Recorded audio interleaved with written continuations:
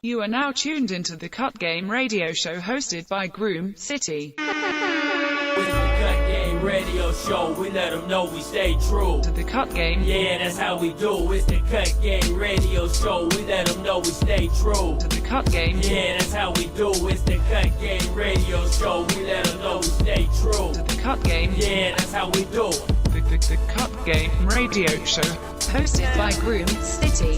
That's how we do. What's up? We back. Y'all now tuned in to the Cut Game radio show, number one podcast for your hair needs. We just sat down and chopped up good game with Paris Wagner. You know, I told y'all today we got the hottest female barbers out of LA. So next, we got 9 times award-winning barber, 9 times. first lady of the Western Barber Conference. First lady. We got a bad barber today. Got a beat. Signature cut is a Southside fade. Today we have none other than Dominique, a.k.a. Barberdoll The Slayer, in the building today. Thank you for having me. What's up? How you doing? Hey. So what's up? The Slayer? What's up? How you get the name The Slayer? Break that down, please. Yeah. Let's go straight into that. What's up? The Slayer. Most people ask me that. It happens pretty often. I actually kind of got the Slayer. Someone referred me as that. It was my Twitter handle at one point, the haircut Slayer. So it just kind of stuck with me and just kind of rode along with me, pushing through there, because before anybody was slaying, I was slaying. So this is before you ever even competed? this was before I competed. So you had that killer mentality out the gate, huh? Yeah, either you gonna swim or you gonna sink. Hey, I can dig that. Either you gonna be the shark or you gonna be the fish. So I know it. I know you've been cutting for a minute. How long you been cutting? Professionally, I've been cutting for 13 years. So you got to take us back. Day 0. We can go to day negative. Yeah. Go day negative. Who deposited that seed or that barber seed up in you? What did or who did? Well, actually, I never thought about cutting hair, period, ever. I worked in a office job. I wore heels every day. I did medical records, so, I was in the hospital scene. Okay. Possibly on my way to being a nurse or something like that. But, and I actually just kind of got tired of that. So I went and filled out an application for another job, just another random type of job at Salmon Bingo and Casino, because I was really good with counting numbers, such and such. So went down there. This is negative before I even thought of cutting. Now, what hair. year is this? Oh, bruh, I graduated in 2000, so I might say 2003 maybe. Oh, okay. 2004, something like that, maybe 2003, maybe about 2002, 2003. Yeah. Oh, okay. So 03, you at the casino. So what's up? Bruh, I just kind of put in an application. They hired me. Said I had the job. I was coming down the street, walking home back from the interview, and they called me back up there and said that I would have to retract my application because my credit wasn't good enough to work in a casino. I just said, okay, so retract your application, student loans, such and such and such, because, you go to school. And I'm walking down the street, and I run into a girlfriend of mine. At this point in time, this was my best friend. Uh-huh. And I run into her just by chance at the store. Like, what's up? Let's get a bottle. Yeah. It's 2003, midday. It's beer 30. What's up? Yeah. So she like, well, in all actuality, I'm getting ready to go down here to this adult school. Actually, I'm going down to the adult school. Sign up for this barber apprentice program. You should go with me. I said, all right. I wasn't doing nothing else. I had nothing. I didn't have anything to do. They had just told me I had to retract my application after you guys hired me for 2 jobs, vault counter and a jackpot cashier. So y'all tell me I can't work, so I don't have anything to do. I didn't have any lane, any future, anything. And like I said, I ran into my best friend at that point in time, and it was almost kind of like divine intervention. Like, come on, go ahead and come down here with me to this barber apprentice program and sign up. I said, all right. Went down there, and I never looked back. That was the end of it. She's a mechanic. Wow. So when you signed up, you did the apprentice program? I did the apprentice program at the barber school. It was like 8 weeks. Okay. Just, kind of start off, throw you in, see if you like it before you start into it. Okay. So I did the apprentice program for like maybe 6 months, 6 to 8 months. Okay. It wasn't working. It wasn't working. Like, What wasn't working about it? they don't want to give you your hours. Everybody isn't legal or legit. People claim to be barbers, but do you have a license? Or are you somebody that just cuts hair? Can you help me get my license, or can you just teach me how to cut hair? Which one can you help me with? Yeah. At that point in time, people wasn't trying to do either. As an apprentice, you have to have certain hours, certain hair washes, just different stuff like that, because you're working under somebody. Yeah. And people don't want to give you the things that you require. So I get tired of arguing with you, going back and forth, sending in my paperwork. I'm working for free. I just kind of backed back and went to barber school full time and got out in 7 months. And that was the end. Now, what year was this? Ooh, maybe 2004, 2005, maybe 2004, something like that. Now, when you got your license, did you feel like the Slayer out the gate? Actually, when I got my license, yeah, I did. Now, what gave you that confidence where you just felt like, you... Because when I went to that 8-week course or whatever in adult school, I knew what I wanted to do. I wasn't afraid to pick up a razor. I wasn't afraid to pick up the clippers. I wasn't afraid to... So you just bossed up. Yeah, I'm here. Why not? And on top of it, I'm going to adult school and barber apprentice course from the hospital. So I got on heels, I got on a dress, and these men in here. This is a male-dominated industry, and here you have this woman trying to use a razor with heels on. They got a problem. So either I'm a boss up or I'm a ship out. Yeah. A lot of them cats didn't even make it out. Here I am, 9-time winner, Slayer. That's what's up. So you said 9 times winner. What made you sign up for your first barber battle? Christina Gorey. She made me sign Shout up. out. Yeah, for sure. Shout out all day. Like, she was the first one. She was the Dom, you got it. You can do it. You're a beast at cutting. You can go out here and win anything. My first battle, I didn't even win. Got my passport to go to Canada.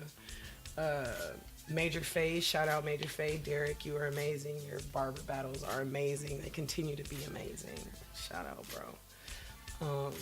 But went out to Canada and lost. And I can't say if I lost because of my skill level, because that wasn't it. When I spoke to the judges afterwards, she said that I used the pencil, because I was in a design category. Yeah. So I added color to the design and such, the graph tech, shout out graph tech. But she said that they couldn't tell if my lines was clean or not. So that's what caused me to lose the battle. So that was just one lesson along the road of becoming a Slayer. After that battle, I lost every battle thereafter. I never won another battle for the rest of that year. Now, how many battles did you do after that year? Oh, at least a good 4, maybe about 4, something like that. And it just seemed like every one just was more crushing after the other. So what made you kept going if... I never won nothing. I had never won nothing. And, after battling so much, you get a lot of respect from guys. Yeah. From men, from barbers, from your fellow peers, your counterparts, Yeah. Whether you're winning or losing, people start rooting for you. And whether you can find it in yourself to continue to battle or not, somebody that walks up to you and says, I've been watching you, I want to battle, I want to be just like you, that is what's going to push you forward, whether you want it to or not. And that's what you was receiving? I started receiving so much love from my peers, and just my counterparts, even my fellow competitors. One of my best friends right now to this day is a fellow competitor. Her name is Lauren the Legend, and that's one of my best friends right now. And it seems like anytime I'm in the Bay competing, I see her. And when I see her, I always kind of get shook, like, you know what I mean? But yeah, so she out of the Bay. yeah, out of SAC. So, but as a competitor, you know, when you start seeing people like that, and they're coming up to you like, hey, bro, you know, give me some. Yeah. Man, you are doing so good at what you do and such and such and such. Like I said, that's what's going to that's what's going to continue, you know, your inner drive to compete. So it really has nothing to do with, I don't think, winning or losing. I think it has something to do with your own pride. Yeah. Like how far you can take it, how far you can push yourself. Are you going to continue to lose, or are you going to eventually win? So when you finally won, how was you feeling? Like a baby. For real? So what category was it that you won? My first win was She's My Barber Battle. It was a fastest fade category, 15-minute fastest fade. And, bruh, like, I don't know how many competitors out here, you know, you're a competitor. Yeah. When I won my first battle, dude, I cried so hard. Like, it took... At the event, or when you went home, you was... At home, it was even worse. For Like, real, you was like the Iron... like on the Wiz, the 10-man. Man, when I won my first... You can't win. You was like, I tell you. Hey, when I won my first trophy, like, after losing so much, you know what I mean? Imagine working so hard for something and preparing so much. And, you know, that's when I really embodied the Slayer. Like, because I told myself, either I'm going to continue to lose as Dominique, as the Slayer, or am I going to win as Dominique, or am I going to win as Barberdoll The Slayer? So I decided I wanted to start winning as the Slayer. That's when I came up with my image.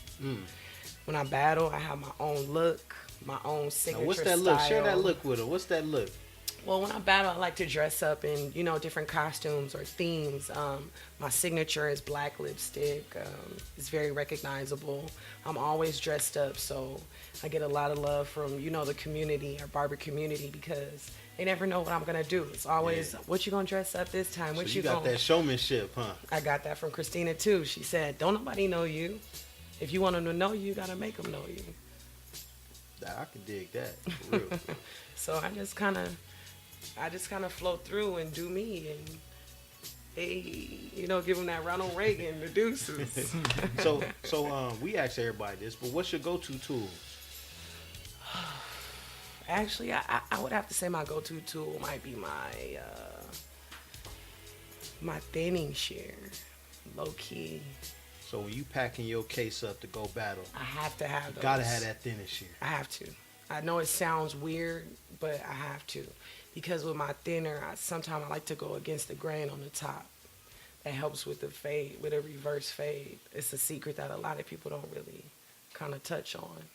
Because, like you said, my signature fade is a south side. Yeah. And that's a full set reverse fade. That's a full set top taper. That's the highest ball fade of life in my mind, you know. So it's in a higher level. The difficulty level of a Southside fade, to me, as a judge, I don't think any haircut beats a Southside fade. Nah, for those out there that don't know, a Southside fade, to my knowledge, it originated in Texas. It's a ball fade, but it's really high. It's basically like the Boosie. Yeah, Roy Jones Jr. He wore it. You know, it's basically like almost a bald head with an edge on the front. That's basically what it is. It's a bald head with a strong edge across the front of the hairline. It's bangs, wave bangs. Yeah, and when you really execute the cut correctly, it's wicked. It's wicked. Yeah, it's one of the most difficult haircuts, I think, like I said, in the clipper game, in the barbering game, next to an afro. You know, an afro has to be a microphone. So if you can't get that, then, you know, that's like I said, in my mind, I feel like that's one of the most hardest haircuts to execute. You Yeah. know, that zero, that tight zero is a beast. Yeah, nah, it is definitely. It's a difficult cut. It's a difficult cut. So when I'm competing, I do like to have my shears. Now, how many battles have you won with that cut? I'd say maybe about 4. Yeah, it's a good cut to use to compete too. For real. For Yeah, real. someone's actually beat me with it. Hey, So they smacked you with it. Hey, she's good, but hey. That's what's up. So, what's up? What's up? What's new? What's new? What's going on new with you? Well, Slayer has relocated. I used to be in Long Beach, you know. I worked there for 7 years. It was a difficult transition, but you know, when you reach your height, you know, there's nothing else you can really learn. Yeah. You have to go somewhere else, you know. And when you're an eagle, you know, when you flying amongst pigeons, you gotta kind of move to another level. Hey, on the Cut Game Radio Show, we refer to that as jet fuel. So you on your jet fuel, you know, elevating at a high level, you know. And I'm trying to find my own convocation, bro. yeah. So she flying high, way above that low level thinking. So you on the higher thoughts. Yeah. And You in LA. yeah, I'm at a 9th Chapter barbershop. You know, I work with Paris. That's what's up. All female barbershop. Yeah, Pizzas, the P-Wag. Poppin'. So is this your first female barbershop you worked in? Yes, it is. So how's the experience, you know? Adjustments, you know, every barbershop, every location, you know, you have to make adjustments. I don't think it has anything to do with The gender or nothing like that? nah, it's just you as a person. Either you're gonna adjust or you're not. You know? So as being I've always been the only female working at a barbershop. I've never really worked with another female barber. Yeah. So, you know, I'm really learning a lot. These ladies have a lot to offer, customer service wise, personality wise, skill set, business standpoint, positive thinking, just uplifting one another or themselves for sure, you know. So, and when you're around people that are trying to uplift themselves, all you can do is uplift your own self. You gotta hold up a mirror, like Mike said. No, that's what's up. So, as a female barber, what's the advantages and disadvantages that you see being a female barber in a male-dominated industry?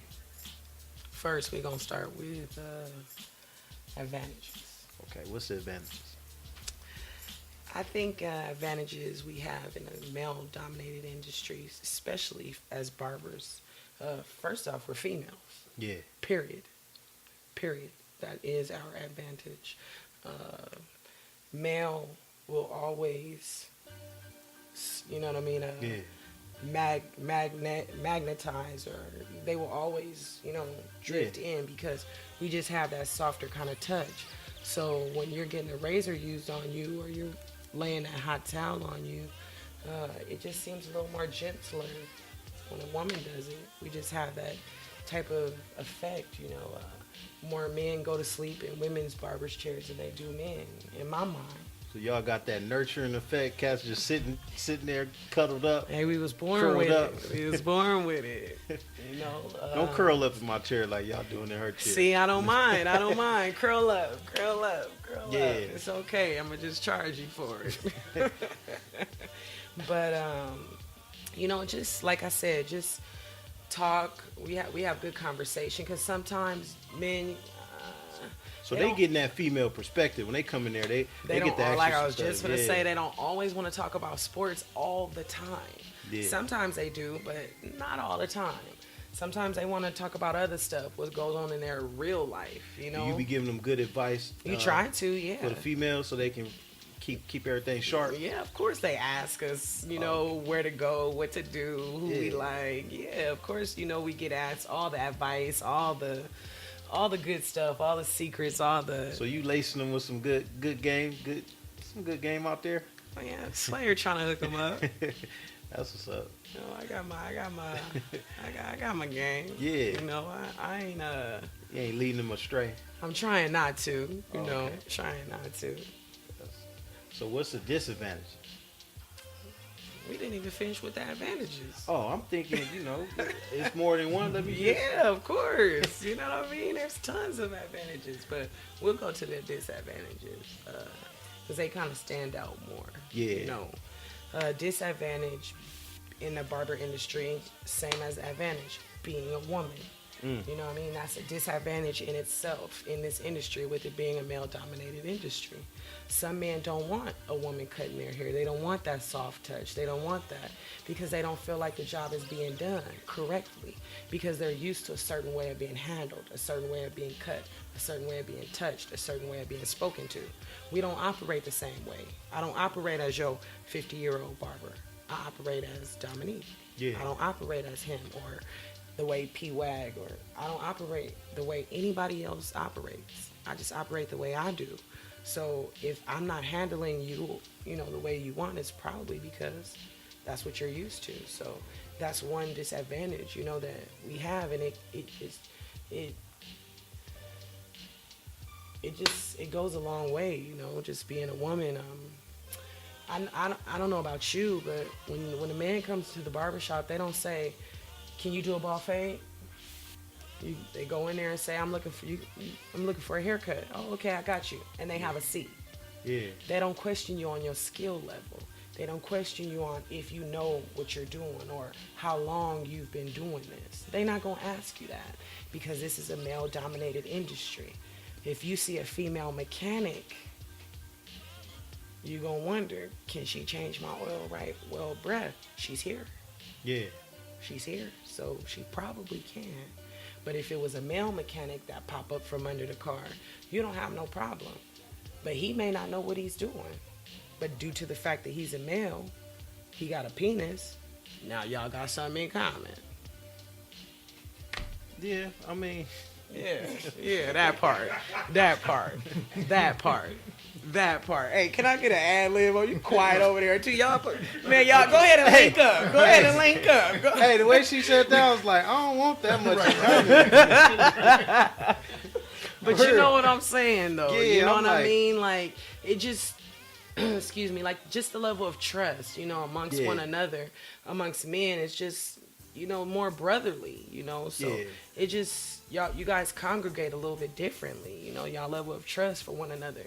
Sometimes a man might feel like because he has facial hair, he can do facial hair better.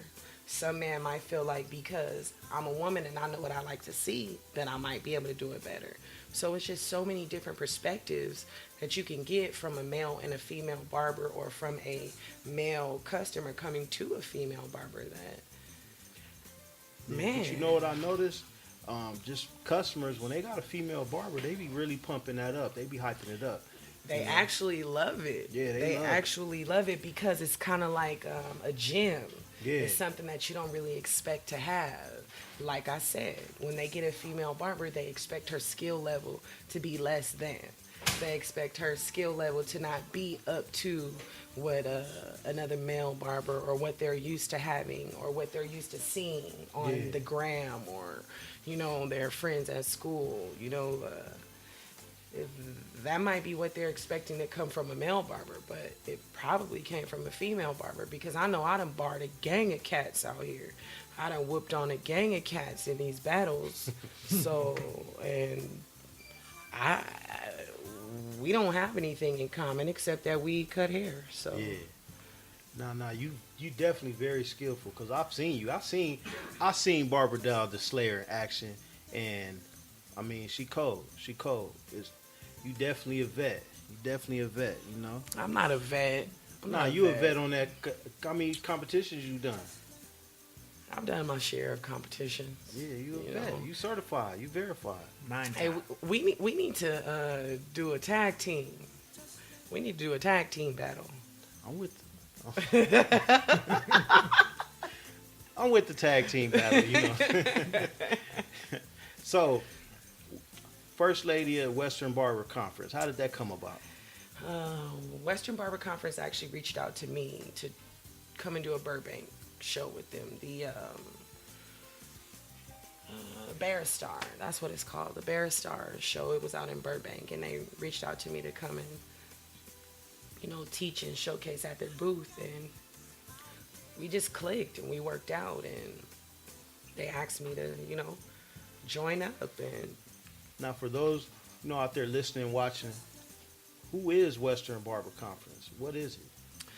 Western Barber Conference is a platform that shows and supports, fellow barbers on the West Coast.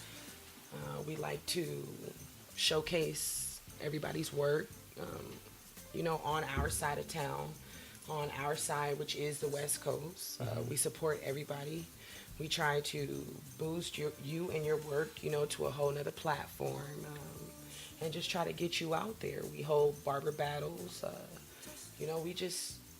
We just try to, give back and just show barber love where there is needed. So, Hey, do you think true barber love exists out here in these streets? When you say true barber love, what do you mean? I'm talking about true barber love because a lot of times, you're going to receive barber love from your peers, the people that rock with you. But to me, true barber love is the type of love you receive from people that's not rocking with you, that don't know you. That's the type of barber love because, your homie's going to show you love, your friend's going to show you love, your people's, your peers. But that stranger barber, that who knows who you are, maybe not, but do you receive the barber love from strangers? Well, obviously they're not strangers because they know me. That's not part of your... That's not part of my inner circle. Part of your inner circle. So when I was in New York this past, did you go to BarberCon? No, I didn't go this year. So I was at BarberCon, Uh-huh. and I was standing in the Hair Illusions line getting some product. And I can't remember her name right now. I really wish I could because she actually kind of made my night. Okay. And I was standing in line and just, randomly running my mouth, like barbers do, what we good at. And she turns around and is like, "Are you Barberdoll The Slayer?" I'm like, "Yeah." She's like, "I follow you. I've been doing this for so long. I love watching your work. I'm trying to be just like you." Like, she went into the whole, the whole spew, and it really made me feel good. Another young lady one time when I was in the Bay Area, she's like, "I wrote a book, and you inspired the book, and I came up with a line," and I was like, whoa, you know what I mean? Like, I'm feeling like Skywalker right now. Like, I went from Darth Vader, and now I'm feeling like Sky. Like, it's just so they got familiar with you from your social media, and just battling and just appearing, showing my face. Sometimes we can find ourselves only living through social media and never going out and never meeting people. Yeah. Everybody's not on social media. Are you right? You're not going to meet the big heads of all these industries on social media. Those are the ones that you're going to meet in person, networking, going to the shows and seeing people. They're going to remember your face before they ever remember your name. Are you right? Now, you do actively post, so how has social media advanced your career? How did it improve your career as a barber? Well, I've gotten picked up. I've gotten sponsored by a few things. I've picked up some customers. It's just kind of boosted my level of cutting, first off. Not even necessarily customer-wise, just my level of cutting. Because now with social media network, everybody's a critic. Everybody that think they know what a good haircut is has something to say. You don't know the difference between a good haircut and a great haircut. Yeah. All you know is you're getting a haircut, and you know if it's bad or good. How many people have gotten a great haircut? You know what I mean? So it's boosted my level of cutting to a whole nother standpoint, because do you want to get talked about? Do you want to get made fun of? Do you want to be that barber? So social media raised the standards of everything, period, in general. Whether it's your standard of cutting, whether it's your standard of how you're posting, what you're posting, who you want to see, what you want to look like, what you want to be seen as.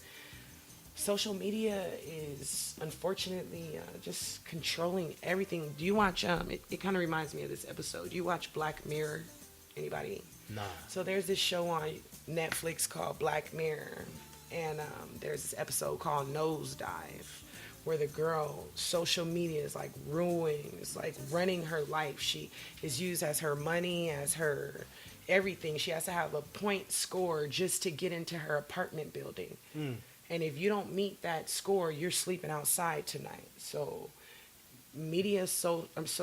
social media has controlled any and everything. It's changed the way everybody moves. Everybody is watching everybody. I don't care what you say, who you are. You're watching somebody. So if you watching somebody, I want you to be watching me, and my cut's getting better. That's what's up. Hey, so right now we gonna continue this interview with Barberdoll The Slayer, but we about to take a brief commercial break. Cut Game Radio Show. This is Mike Brown from Shadow Edge Barber Tools, and you're tuned in to the Cut Game Radio Show.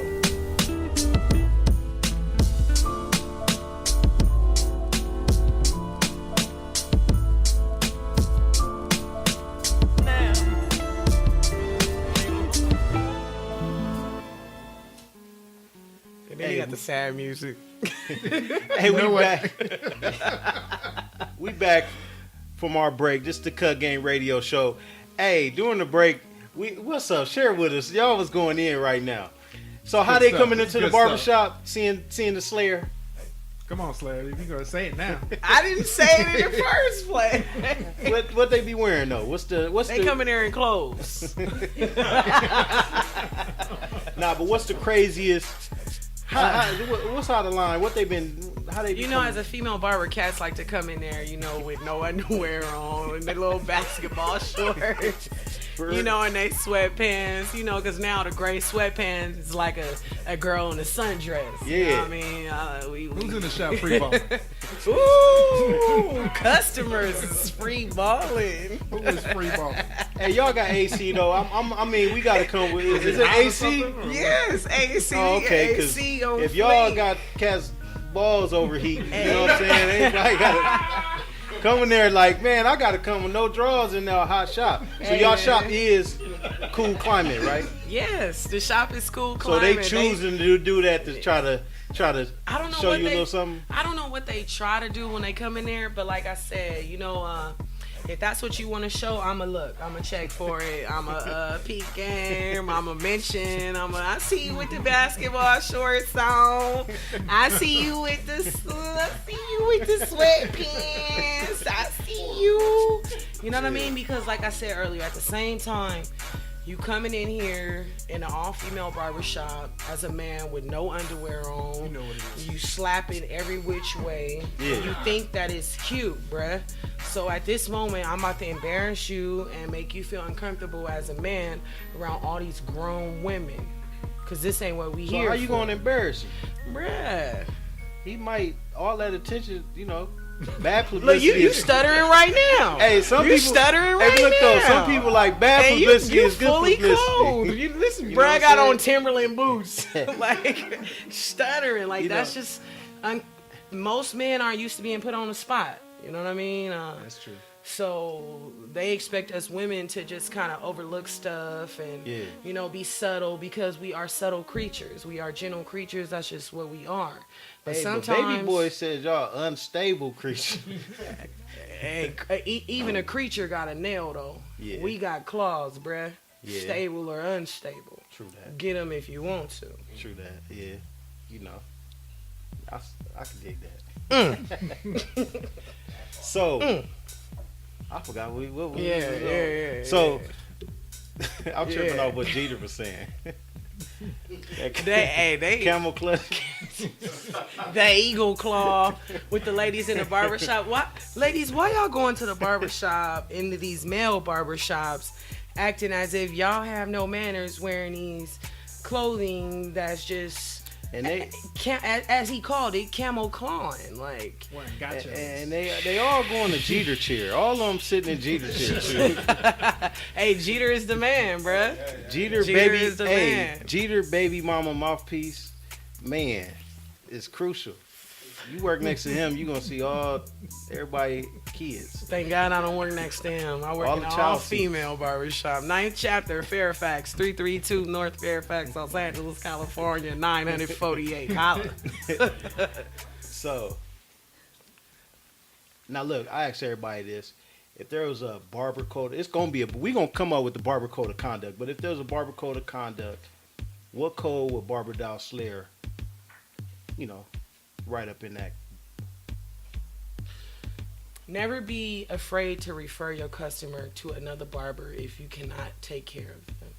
If you are, excuse me, if you're too full, if you're booked, if they don't have time, I don't feel that it's right to inconvenience the customer, getting their haircut because you can't supply them. I do it all the time. I don't have a problem. If you want to come back to me, I'll see you when you get back.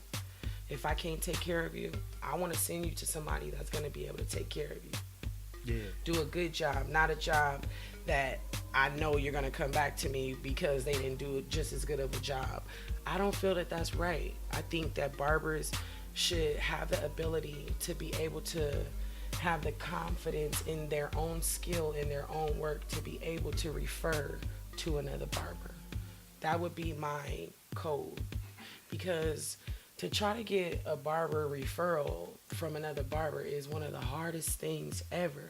Customer word of mouth is at a 100%, but a barber word of mouth, they would rather keep you to their self than send you to somebody closer. They would rather you drive 30 minutes to get cut by them than to be able to send you to somebody that they know that can cut you 2 miles from their house. I don't get that. There is enough hair. There's enough bald heads, beards. There's enough necks that need to be trimmed. There's just enough room out here for everybody. And I don't understand that. Like, excuse me, like the whole crab in the bucket thing. Yeah. You know what I mean? I don't get that. Like, but the cold part is, like Morano said, I've heard him say this before. You know what Morano 1 is, right? Okay. He's surplus right now. Yeah. So, like I heard him say before, he said the barber game is like a bucket of crabs. But in that bucket of crabs, there is going to always be that one crab that's fighting to get out. Are you going to be that one crab that's still trying to get out? Or are you going to be that crab that's holding you back?